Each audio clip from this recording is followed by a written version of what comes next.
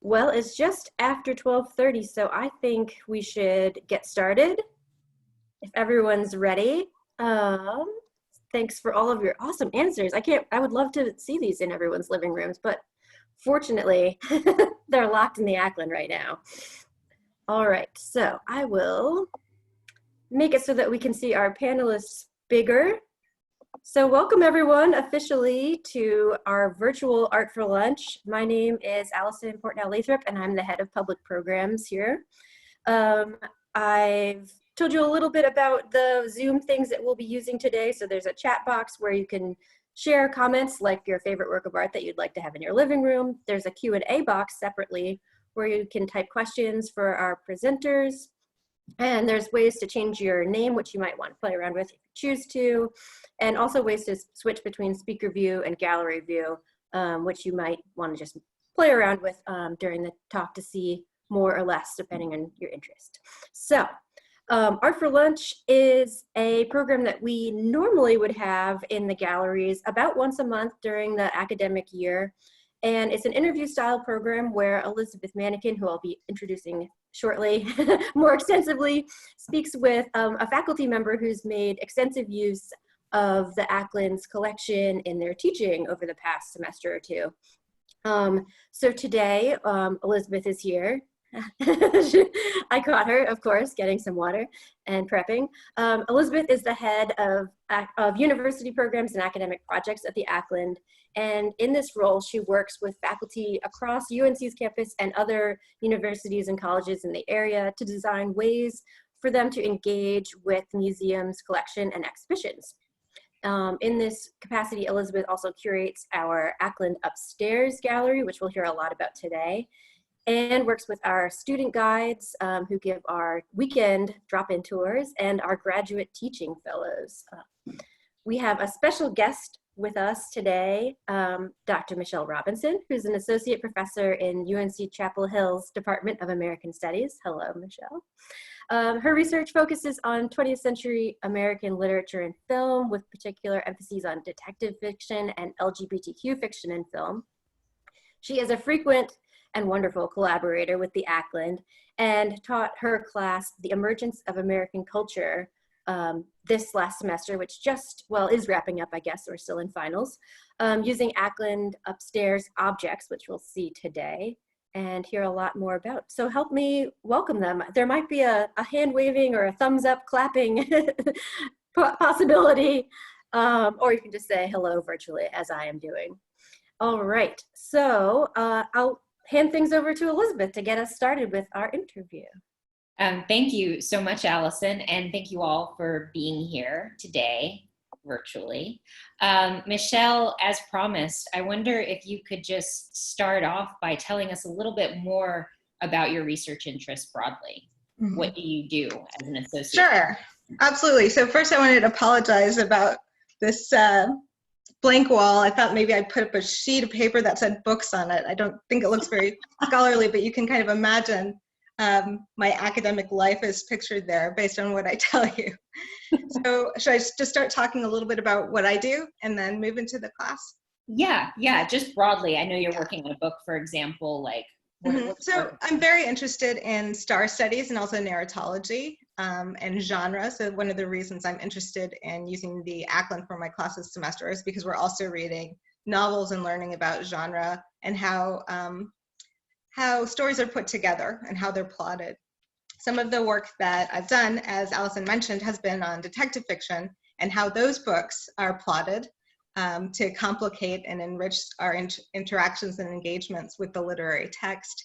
And right now, one of the things I'm working on is film from the 1950s and 1960s, and particularly kind of shifts in narrative there. I have a kind of tentatively titled set of essays that's going to be called Shadows Cast Things. So kind of reversing, seeing what kinds of strange intonations cinematic works have that help us think of new kinds of plots that overlie or unwritten or not explicit when we watch the film on a first glance. So that's some of the stuff that I'm interested in working on. And then the class I was teaching this semester, The Emergence of Modern America, provided just an amazing opportunity to work with the Ackland on the 20th century in a time period that interests me, the 50s and the 1960s, and then also to focus a bit on narrative, which is a particular interest of mine. Yeah. Allison spoke to this a little bit in Professor Robinson's intro, but one of the things that makes her such a great collaborator is her willingness, and not only her willingness, but her insistence on moving between genres and really pushing her students to think about film and fiction and sort of how do we understand time and narrative as it unfolds in a movie, and how might that be different from when we're looking at a still or when we're reading. And so really pushing her students to think about those different platforms of expression is something that we've worked a lot on, and it has been really fun. So you alluded to several of these collaborations, but I'm wondering if you could talk a little more specifically either about this class in addition to other classes, and how your work in teaching has intersected with the museum. Well, this semester obviously has been a bit different, Yeah. but comparing it to last semester, my work with the Ackland was so different that there's an extreme contrast. So in the fall, Elizabeth helped my class in LGBTQ fiction and film work in the student gallery, and we were looking at a gallery full of nude photographs, and I think there was one drawing created by a number of different artists, and Elizabeth actually forced students to do something that was aggressively concrete. They had to embody the poses, and which was terribly embarrassing for all of us, that they had to imitate the poses in the But then this semester, switching to a mostly virtual mode for everyone except for Elizabeth, we had a really different experience of engaging with the works, not through our own bodies in the same way, but through our kinds of, I would say, like our plotting, and kind of, you might say we had a lot of Sudoku type work with those images when we thinking about putting them together in narrative order. Yeah. And can you talk a little bit more about what you mean of that sort of puzzling together? So one of the things that that interests me and that came up in this class when we were reading works of literature, starting with, say, a book about the Wilmington riots at the beginning of the semester. So looking at 1898, looking at the turn of the century and the way that we could start understanding Charles Chestnut's The Mirror of Tradition, which is about the Wilmington Massacre, based on the way that information from newspapers, from photographs, from advertisements, from personal accounts that were all available at the Wilson Library and their special collections could be put together to understand different perspectives or different ways that story of the massacre could be told. Moving forward, towards the end of the class, we actually read the work Gone Girl, which you may have read or you may have seen the film, and looked at kind of historical context and then different genres that came into that text. For instance, there's a diary that offers one perspective. Then there's a first-person account. There are even quizzes that resemble like Cosmopolitan or 17 magazine quizzes that one of the characters works with to decide what's the right action to take in a different situation. And how those different ways of writing and different types of writing could come together to create stories, but could be reversed or switched around to let us think more about who's telling the truth, who's not telling the truth, what's the right order of events that's not plain unless you do some of the investigation yourself. So that was one of the issues we were interested in attacking when we went into the Ackland Gallery and looked at kind of historical contexts around some of the works of art that Elizabeth put on display, how we could think about narratives that the images generated, particularly historical narratives, and what kinds of puzzle work they invited us to undertake as we tried to think about history or problematize how art engages with history itself. Yeah. I remember, I think it was last year, I was working a lot with Michelle's classes, and I ran into one of her students on Franklin Street. And it had been maybe a couple weeks since I had seen the class, and I asked her how it was going, and she said, it's really good, you know, it's so different. And I said, what do you mean? She's like, you know, I thought it was going to be like a history class. But now I look at everything in the world like as history. It's like everything makes history. And her mind was just blown. And I think because of those different facets that Professor Robinson was just mentioning, that we have a narrative, but thinking about how that narrative of history is constructed. A lot of students come in thinking maybe that's locked. Maybe these events are just how we see them in words, but thinking about how they are pieced together to make different arguments. It was powerful for Maddie was her name, but. Okay, that's great for Maddie. And I'll shout out to the power of American studies. Yeah. So I can't take any credit for that myself. Well, anyway. But so in thinking about that idea of narrative and how they're using all these different kinds of source material to sort of understand how it works, I wonder, are there specific works in the collection, maybe from this bay, that you wanted to talk about in context of your course? Well, we've just had so many fascinating discussions about the Time covers of Bobby Kennedy from 1968. Those were pretty essential to the work we did. And we also talked about the JFK assassination as a kind of anchoring moment when we can think about shifts in understanding art and understanding source materials for art as they spread across the nation, and how the kind of interrogation of ordering became part of became democratized.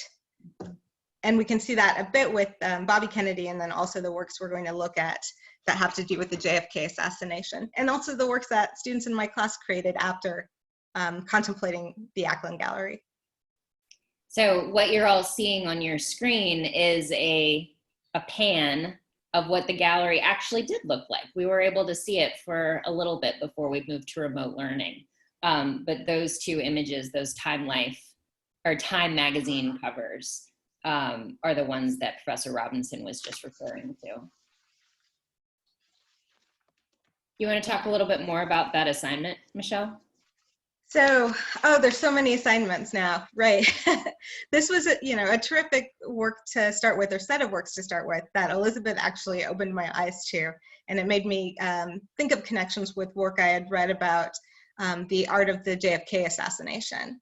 So, of course, here we're dealing with many years later, 1968, the assassination of Bobby Kennedy, and two magazines that appeared, magazine covers from Time magazine from that year.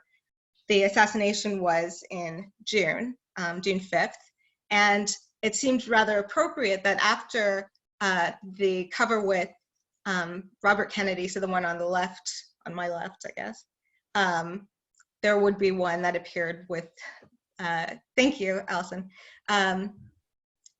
facing a gun, actually, and investigating guns and in a kind of American political climate.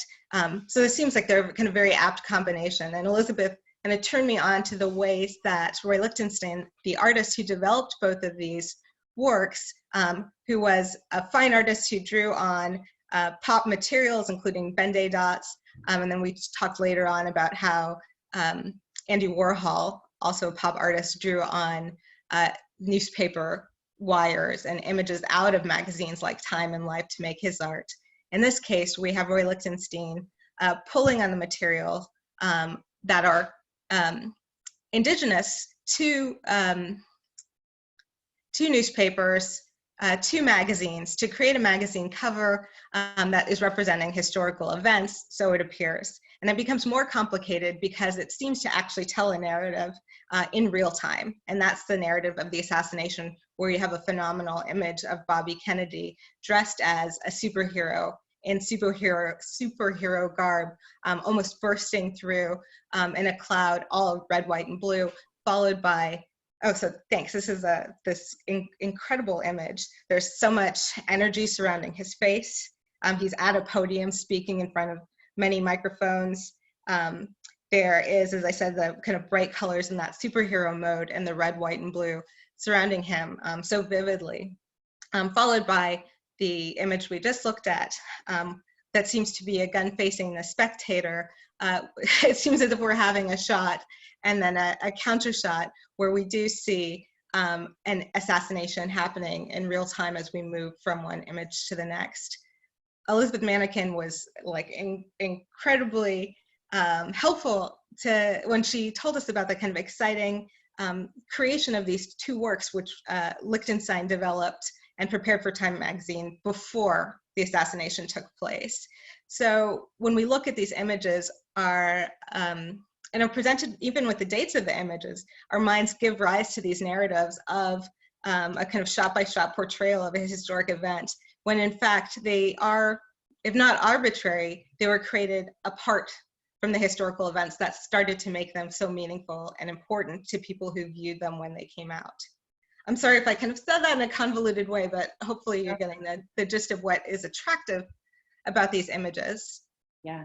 I think that aspect of toggling is so important to the content of the course, but also thinking about medium. And so Professor Robinson used the term Ben-Day dots, which are, you might recognize sort of the literal dots on the hand in the image here. Ben-Day is actually the name of the guy who developed the capacity to do the halftones. So sort of the density of the dots together and sort of thinking about old school printing techniques that Roy Lichtenstein was sort of lifting to fine art and then moving back. So we have that elevation and then popularization also of those forms in addition to the toggling of history and narrative. And so I guess the point worth pressing here is it looks like we are working with a portrait and then an image that accompanies a sociological study. But when they're placed together in this historical moment and in the context of the assassination of Robert Kennedy, all of a sudden those two images become narrative material, and we put them together, or we can put them together as we explore what happened and how it happened, and see them as pictures in time that add up to a story. Yeah, absolutely. Were there any others in the Bay, Michelle, that you wanted to talk about that related to the class or any of the assignments? Well, in fact, they all ended up kind of being pulled into this way of thinking. When students started off with an image like this, Gordon Parks' portrait of Malcolm X, and then we saw another one by Muhammad Ali as well, and then tried to learn more about the biographies of these figures, moving them outside of the 60s into the future, learning about different dimensions of their presence or public image in American life in the second half of the 20th century, and then figuring out how you could take multiple images of these individuals, different kinds of portraits, including, for many, portraits that were from news magazines, that were from newspapers, that were not art photographs, and how those might be put side by side to tell narratives of these celebrities, icons, and stars. Yeah. So I think we'll get a chance to look at some of the ones that students created. Yeah, absolutely. Oh, these are amazing. This is actually a set of, we have all the Beatles, but we only had space for 2 of them. But this is a really remarkable and fairly recently acquired in the last several years series by Richard Avedon. Oh, and I'll just say in passing that I'm so interested in Richard Avedon, not only because of these photos, obviously, but because one of the works that I study is Funny Face, which is the Audrey Hepburn, Fred Astaire musical from the late 1950s. And the character that Fred Astaire plays is based on Richard Avedon. And in that film, he's focusing on the fashion photography, not the psychedelic Beatles kind of work that he did. Well, maybe there, you know. Yeah, there is obviously some merging. Absolutely. Yeah, this is a great, and this is also one of the, you might remember in the sort of pan of the space, Liz Taylor is next to Grace Kelly, and Liz is actually quite small and Grace Kelly is enormous. But that's one of the things that, you know, unfortunately digital reproductions do. They sort of obliterate any sense of scale. But yeah, but they're still really awesome. So should we keep going to the students? Or could you maybe say a little bit about the silk screening process first?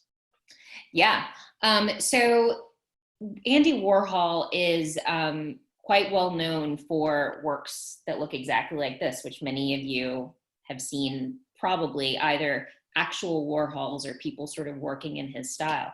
And one of the things that he and other pop artists were doing, were famous for, was pop art was sort of taking different both processes and iconography from the popular realm and using them to create fine art, and sort of thinking about what are these lines that we're creating. And a lot of times it was meant to be satirical, jabbing either at the art establishment or at the popular culture that they were representing, but that depends case by case. So silk screening is a process by which you actually have a screen, and then you, using a process that is probably better Googled, using, you get basically a photograph and you coat it with a material that makes the positive and negative sort of separate. And so you can get the image on the screen itself with sort of positive and negative. Then you can coat sort of like a resist dye. So if you had like wax on fabric and you were dyeing it, you basically do that in multiple sheets and you coat with ink, and then you can run it, and then you need to line it up again to ink another part of it. Like if you're looking at Liz, for example, you would run it 1, 2, 3, 4, probably, are they the same? 4 times to do each color. So if anyone's familiar with printing, I apologize, this is a convoluted explanation. You can definitely Google silk screening later, but they use it for t-shirts, right? They use it for posters. And so Warhol is using it to create, but it's a hand process. It's actually like takes a lot of time, but it's considered to be sort of mechanized. It's mass produced in that way. Is that? Yeah, I mean, and I guess the really exciting thing too for us is not only is it mass produced, but each time it's a little bit different. Yes. So the kind of tiny different details that we might examine closely on one, we might not be able to find on another. There's a real variation that can become exciting when you're trying to think about building narratives and using silk screens. Yeah, and even thinking about the color selection. Like I think, Michelle, was it your class where like a third of them didn't know who Liz Taylor was, or that they didn't get to see it? It was someone.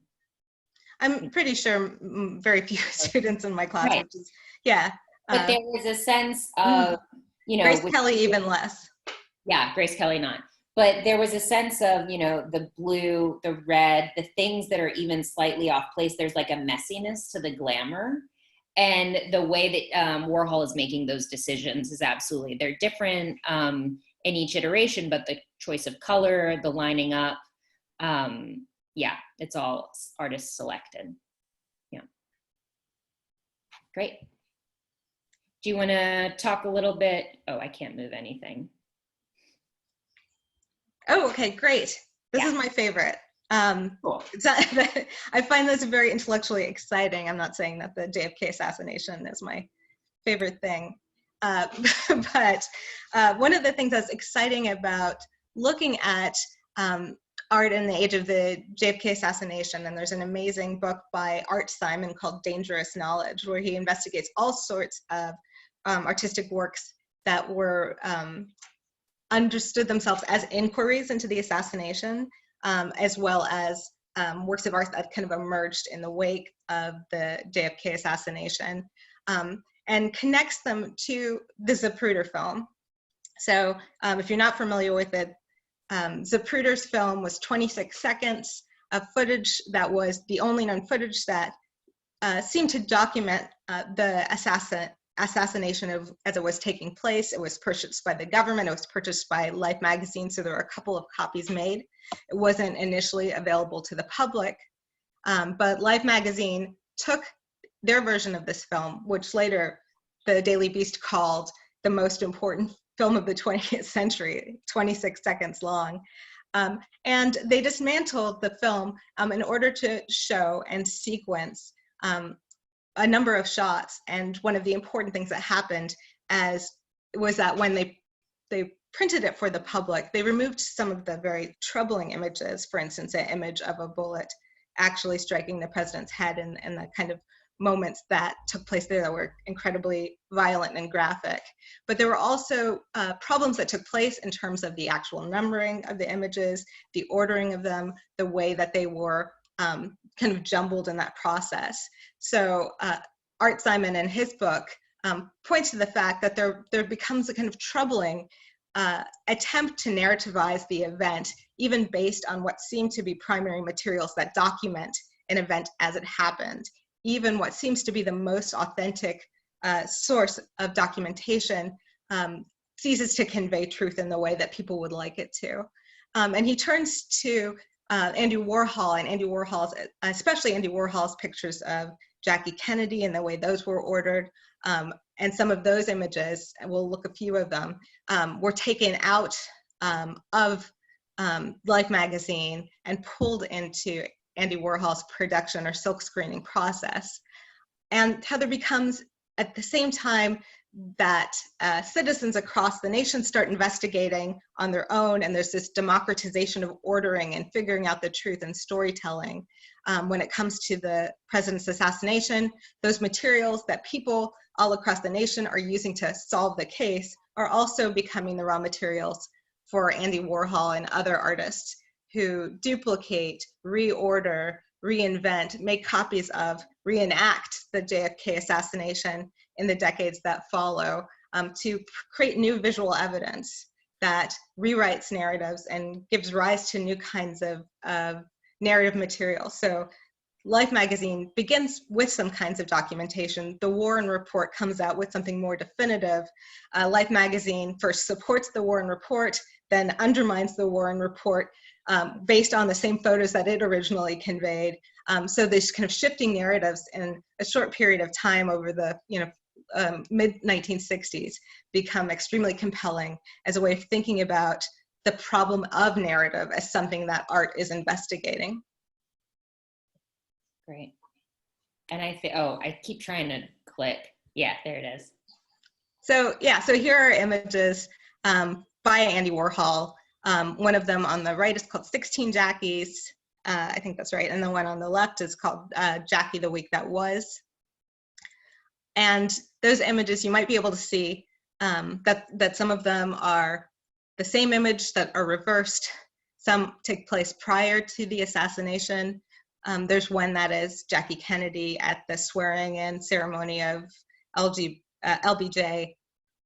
And they're out of order, they're reordered, they're tweaked and transformed through Warhol's process.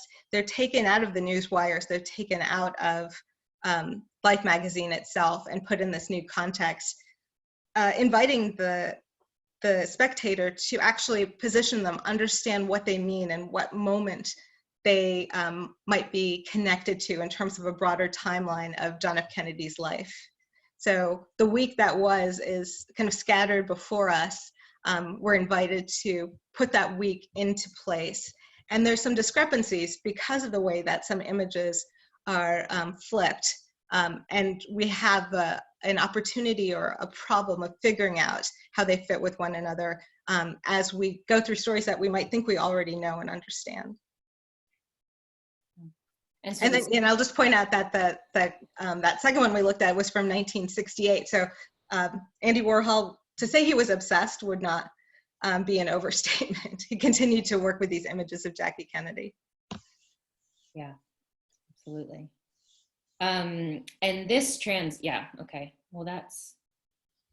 Yeah, okay, so this one is a portfolio that Andy Warhol put together. So it wasn't a kind of series of silkscreen images that were kind of compiled as in the 16 Jackies or Jackie the Week That Was. Can you go back for a sec? Yeah, this is actually a portfolio called Flash that's related to the JFK assassination.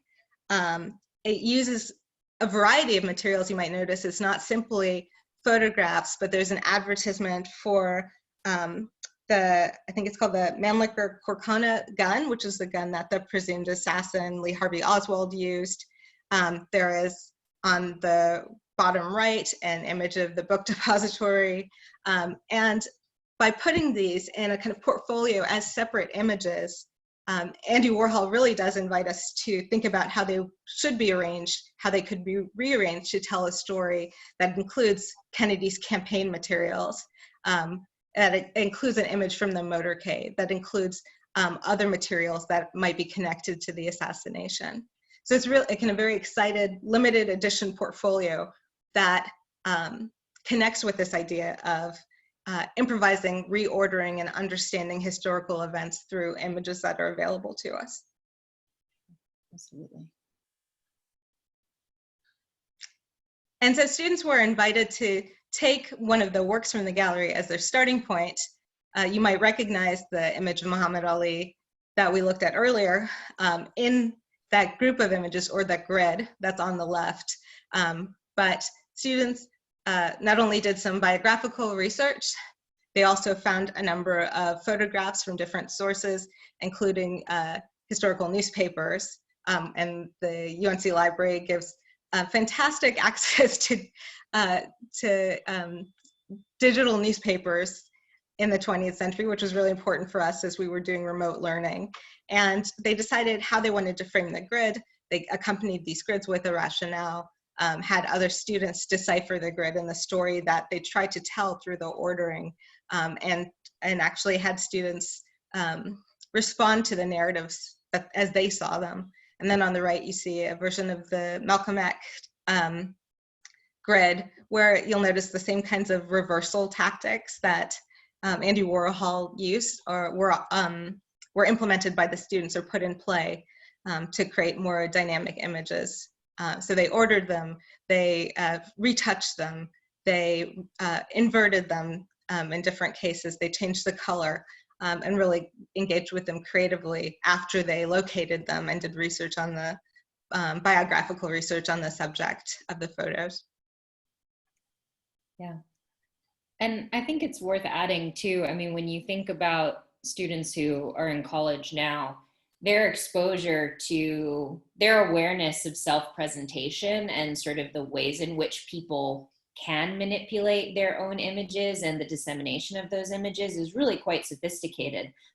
But in some ways, like having them apply that logic to the past and thinking about the construction of these personalities and the different ways in which these people were shown, not necessarily via Instagram, but sort of thinking about how we see these different representations and the power of slicing and dicing and coloring. I think it's a really powerful exercise to take something that they think they know quite well and then to explode it and have them reapply it to the way that they understand how history works. So.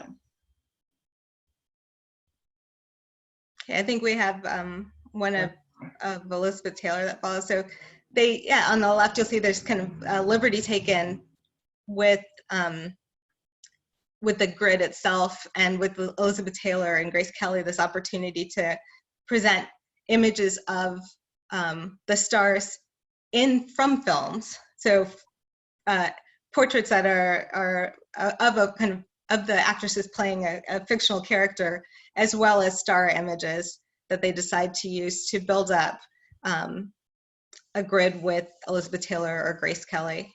And as we mentioned before, there was not much familiarity with them. So you have a possibility that they're building these grids and selecting images that connect or resonate with them very soundly because of the kinds of star images that they see today when they look on Instagram or when they look on Facebook. What is attracted to them now may be influencing what they want to say or show with Elizabeth Taylor or Grace Kelly. Yeah.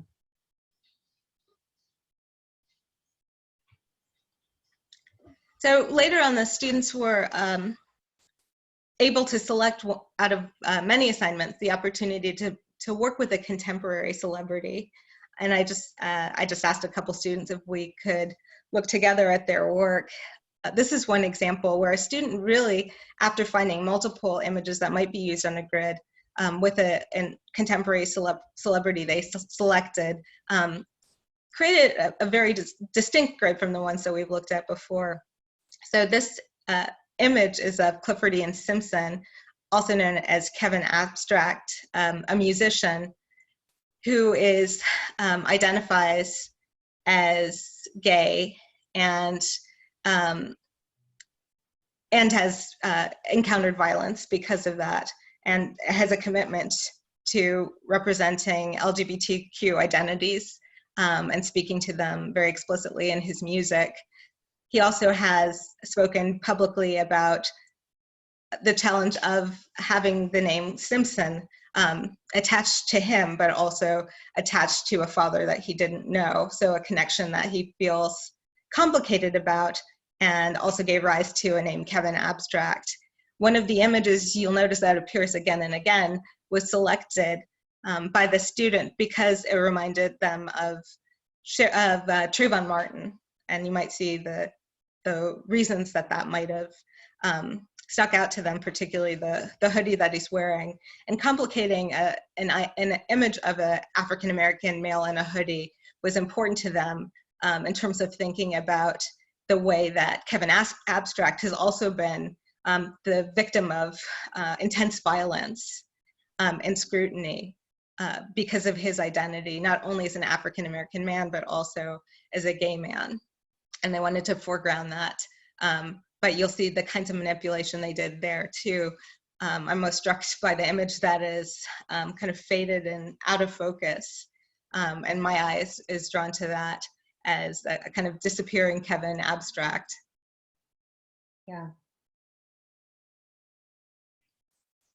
Here's one that might be more familiar to you. I think the title is maybe in flux, but I think at one point it was God. Another time it was Messiah, both of which were applied to, don't need to wait for it, Kanye West.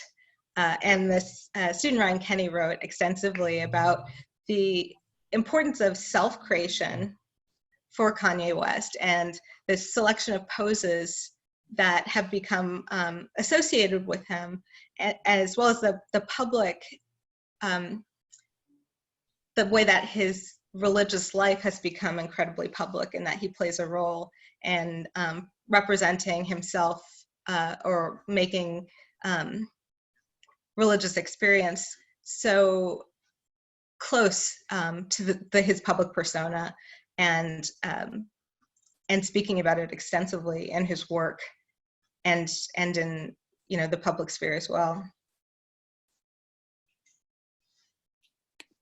I think, I don't know if there are any other, I love this assignment, Michelle. I just think it's really fantastic, and I look forward to seeing what the other students have produced. We are running close to the end. Oh, sorry. Oh, no, I didn't want to cut you off because everything was so wonderful. So I was hoping we could get to musings, which for those of you who have participated in Art for Lunch before, musings is a game we created at the Ackland that, it's inspired by the Muses, the Greek gods of the arts. And the museum is Latin for that Greek idea, but the House of the Muses. So we made all of these sort of prompts and provocations that are meant to be, some of them are silly, some of them are serious, all of them worthwhile. And so I have 4 here, so that I pre-selected for you. And so I think we have time for 1, so maybe 2, depending. If you could pick a number 1 through 4. 3. Cool. Okay. The philosopher Walter Benjamin writes, "There is no document of civilization which is not at the same time a document of barbarism.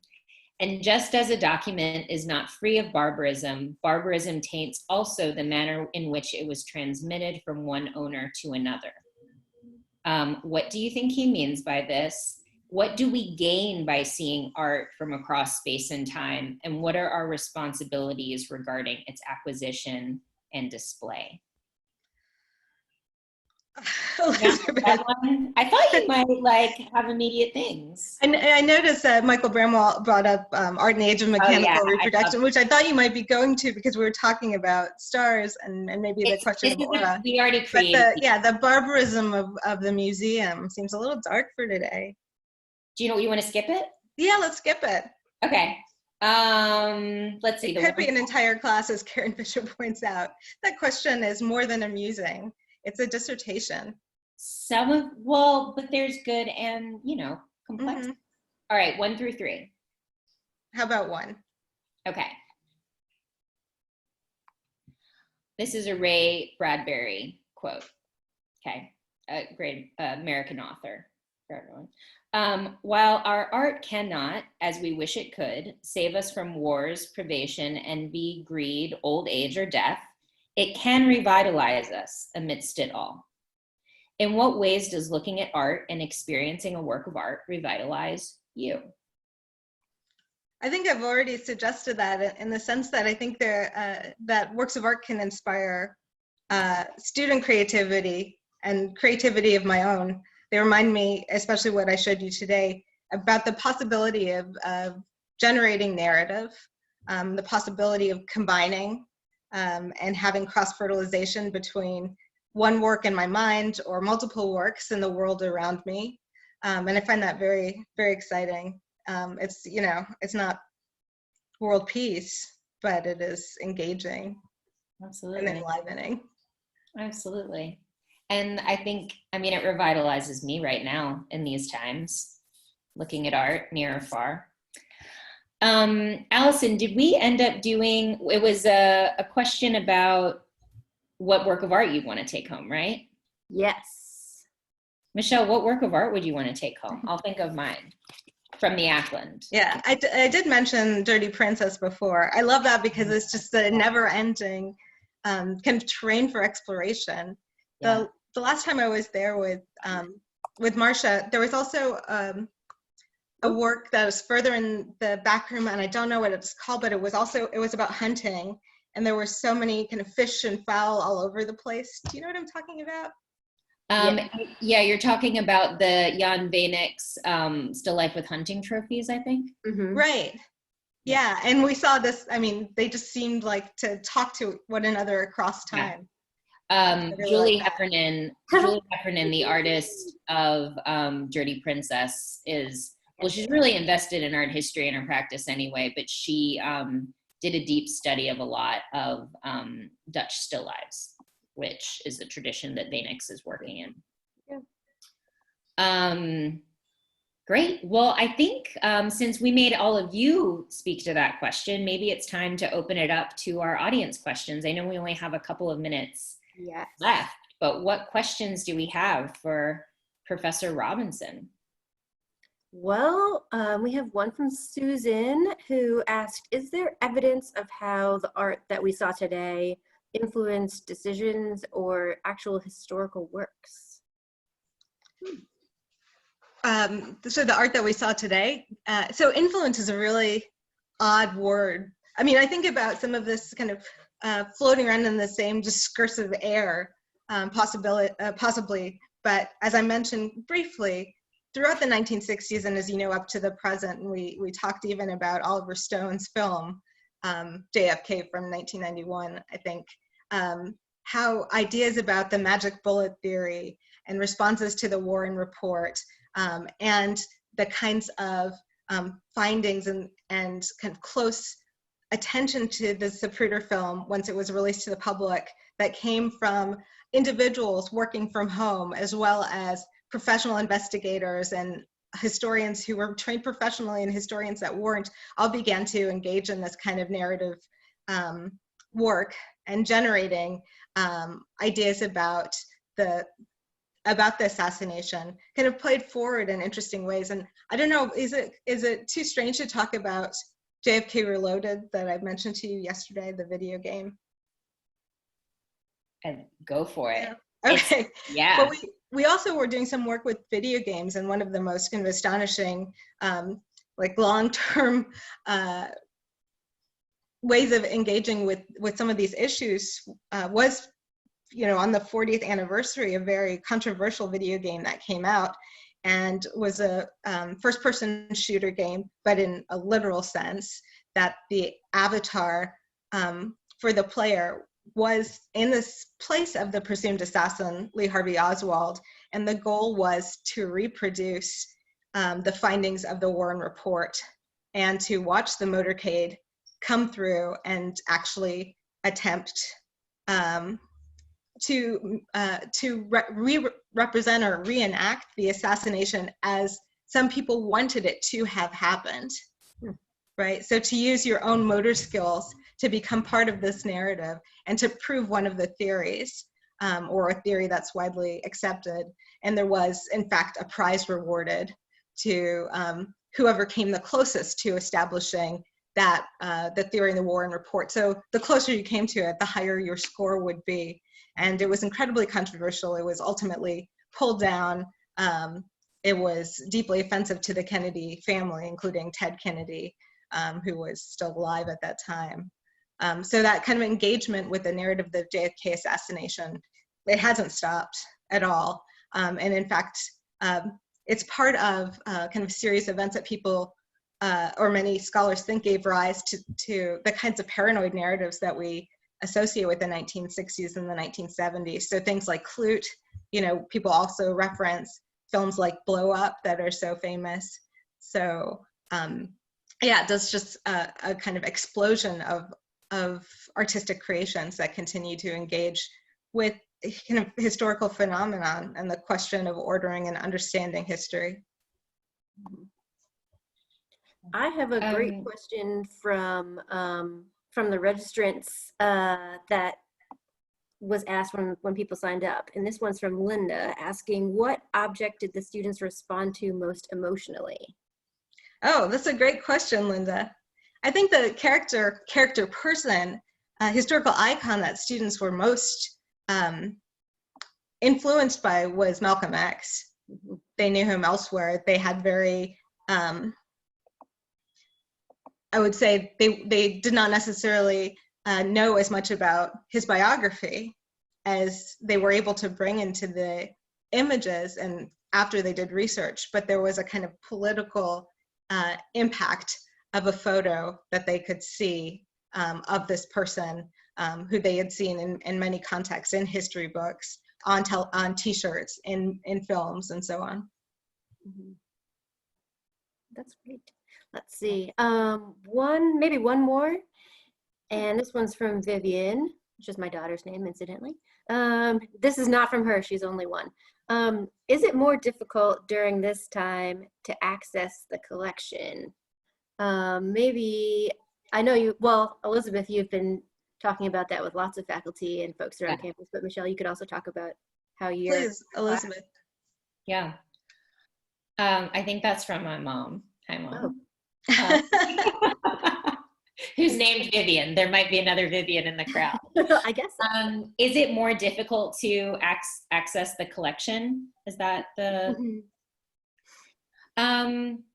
Yes, it is. I think that we've been really creative in thinking about the ways we can continue to make the collection accessible. So, for example, working closely with Professor Robinson to think about how her students, so she taught class like that. Oh, I was able to show them the gallery, so to speak. Yeah, so it was an opportunity for us to be creative in thinking about how do we develop approaches that help faculty teach on their own, where we might have taught in the galleries, how might they teach on their own? It sort of inspired us to create resources that they can use, or if they have to teach asynchronously or when the students are all separate and doing their own thing, how can we generate different kinds of questions that help the students move through the kind of analysis that we would walk them through in the space of the museum. So I think that the silver lining of not being allowed in the museum has been that we've had to not only be creative on how we keep the collection accessible, but that sort of forced us to create these documents or new approaches. I've taught several med school classes via Zoom, which has been a really fascinating experience and experiment. But the obvious downside is that, objects have materiality to them. They're things that have scale and subtleties that you don't see. There's a presence to the object that doesn't translate virtually at all.